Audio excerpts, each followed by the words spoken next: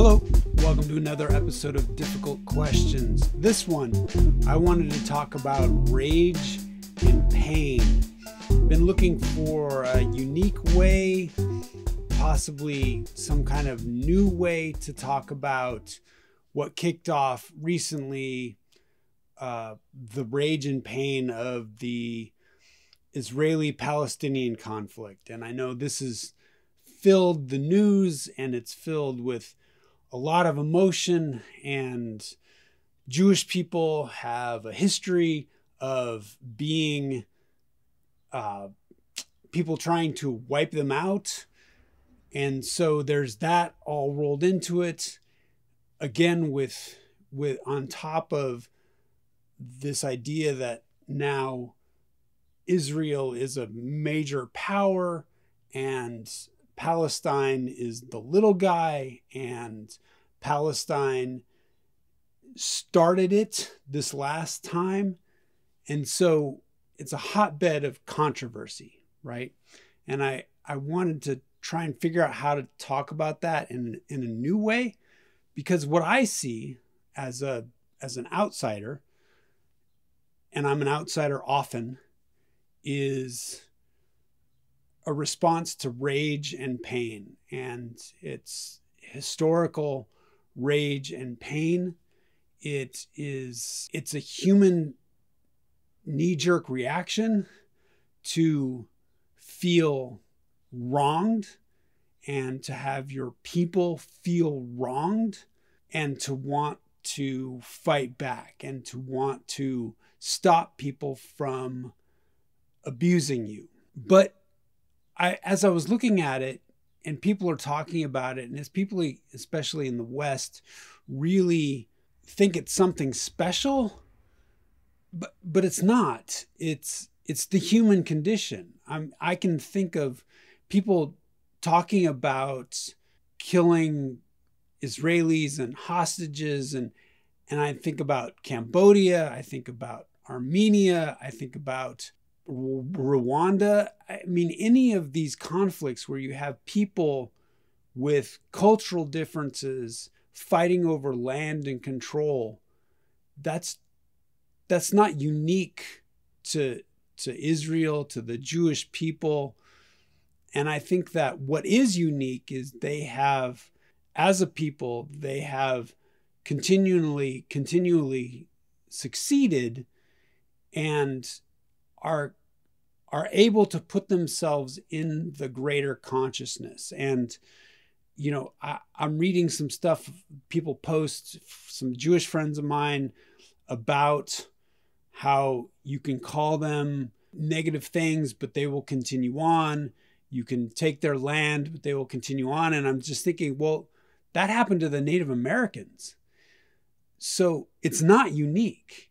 And I also was thinking about greater army diplomacy will win over. And if you don't agree with it, well, then you are anti-Semitic or you are un-American. Back when we invaded Iraq, we had rage and pain from 9/11.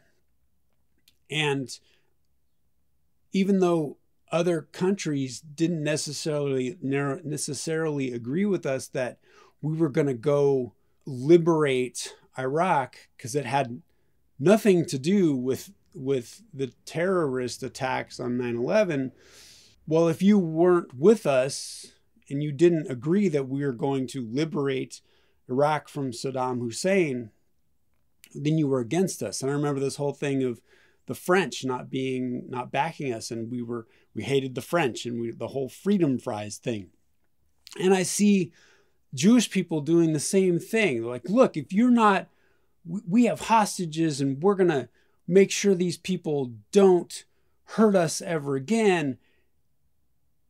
So we're going to kill everybody, and we're going to use our military to do it. And these people, I was listening to someone, and they were talking about how people were terrorists, right? And they were born to be terrorists. And I just think, oh, that's the Native American. Oh, those are savages. So it's okay to kill them. If you don't have a big army and you take people, they're hostages. if you do have an army and you take people, they're prisoners. You can argue about that, but it's just a human condition. It's the bigger army wins, and they can, because of their allyship, they can do things that the smaller guy can't. And it's arguably killing people is bad, but I always say life is important until it's not, because we can justify anything. So my last name is Dunzweiler. My parents told me that they were going to name me Kurt Dunzweiler, but that sounded too much like a Nazi. And my last name is very German, and Nazis are the boogeyman that have now lasted almost 100 years. And Jewish people hold that up as the boogeyman, and Jewish people remember that. And there are still people from the concentration camps, and we love talking about that. We don't talk about Southeast Asia. We don't talk about Burma. We don't talk about Cambodia. We talk about the Jews in Germany still. And my whole life, I have run from being affiliated with Nazis just because of my last name. So it's one of these things of, hey, I'm just going to shut up and remove myself from this. But I'm also Yugoslavian, part Yugoslavian, but I didn't know what that was. As far as culture was concerned, my dad, we were American. Again, running away from not being affiliated with Germans, don't want to be a Nazi. When Yugoslavia was breaking up in the early 90s, I asked my dad, well, are we Serbian? Are we Croatian? And my dad said, well, we're Croatian. We're the people that sided with the Nazis during World War II. And for him, that was cultural shame, right? That's why we didn't have a culture. We were American, and we were bricklayers. We were a trade, because that's something you could have pride in. I told that to a friend of mine who had a Croatian sister-in-law, and she got really mad at me because she didn't want to affiliate her Croatian sister-in-law with the Nazis. And I'm sure she wasn't a Nazi and didn't feel anti-Semitic thoughts and didn't want to kill Jewish people. But by my father saying that to me, a Croatian found that offensive. So what is my father's cultural shame is an affront, an anti-Croatian affront to my friend and her sister-in-law. So what I learned really quickly is to a lot of times just keep my mouth shut, because there's no solution. There is, we're going to talk about that, but it's kind of impossible to reach. So you always have this animosity, because Serbians and Croatians and Macedonians and Bosnia-Herzegovinians, they have cultural pain as well. They were trying to ethnically cleanse each other as well. It was brutal. And people were doing mean things to people that weren't actively in the military, to children, to women, not fighters, to old people, trying to exterminate a group, which is not unique. This is what we do as humans, and that is a brutal reality. We can try to not do that. We can run from it, but to pretend that it's unique, that it doesn't happen, that life is important until we can justify that it's not, it's not a talking point that is valid. I was listening to someone talk about how Palestinians were different than the Nazis because the Nazis some of the Nazi party, they felt bad about killing Jews. The run-of-the-mill soldier felt bad about it, but Palestinians don't feel bad about killing Jews. Is this what we're talking about right now? Are we? Because then all of a sudden Palestinians are the boogeyman. Every Palestinian is the boogeyman. Is that real? Every child? You know, we, as the United States, when we pulled out of Afghanistan, one of the last things we did was blow up a family with a drone. And they had nothing, they were civilians, children. We just killed them. Oopsie. But because it was with a drone, and because we're the United States, it's acceptable, I guess. And for us, we're the military. For the people sitting on the ground with drones flying over them that may kill them, you don't think that instills terror in them? You don't think we are terrorists to people that are our victims, or as we would like to call them, collateral damage? These are the things that are difficult to talk about, that no one wants to talk about. We need the good guy and the bad guy, and we need to justify it. When I was in a bar in New York, all of the bar people, the bar backs, the wait staff, the bartenders were from different regions in Yugoslavia. So there were Croatians, there were Macedonians, there were Serbians, and this was in 2010. And I said, "How do you guys get along?" And he said, No. We came to America to not fight. That rage and pain needs to stop perpetuating. That's why we came to America. And so I think that's my solution. It's almost impossible, but even in the US, we group together. We say, okay, this is the Jewish community, this is the Korean community, this is the Armenian community, because that's our comfort.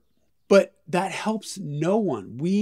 Our community are the people around us, because otherwise you're never going to get away from that rage and pain. You cannot move on. Your new community is not the community you came from that has this conflict, this embedded rage and pain. Because as long as you carry that with you, if you are Jewish and I'm German, oh my God, we will always fight. Especially German, not Jewish, right? I'm German Protestant or German Christian. I'm the enemy. Even though I didn't have anything to do with the conflict in the 1930s and 40s, I am of them. So therefore, I am a threat to you. Are we going to perpetuate that forever? And I think that as much as people get to hold on to their culture, I wonder if holding on to the Jewish culture is not the best thing. I mean, it may not be the best thing for the Jewish people. Just succeed with the culture around you, I would guess.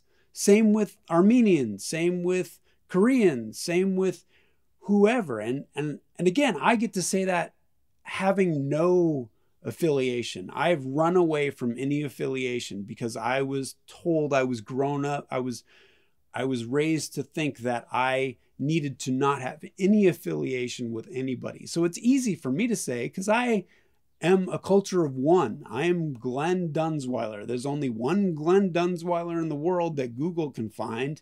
So I'm it. I am alone. But then again, that's kind of a good thing, because I don't carry any rage and pain with me. I do carry rage and pain against drivers and cars because they keep hitting me. but everyone loves their cars, so they won't buy into, well, it's an oopsie, Glenn. You have to get over that, because we love our cars and we love driving while texting, and texting while driving. So, you're just going to have to not ride a motorcycle because you're going to get hit, and that's your fault, right? I carry that rage and pain. And I guess the culture of cars is something that I have to try and fight through, but because they're trying to kill me. But other than that, I have no affiliation, and it keeps me out of that rage and pain. So what do you think? How do we keep cultures but move forward from that historical, that cultural rage and pain that we carry through with us from generation to generation? Thanks.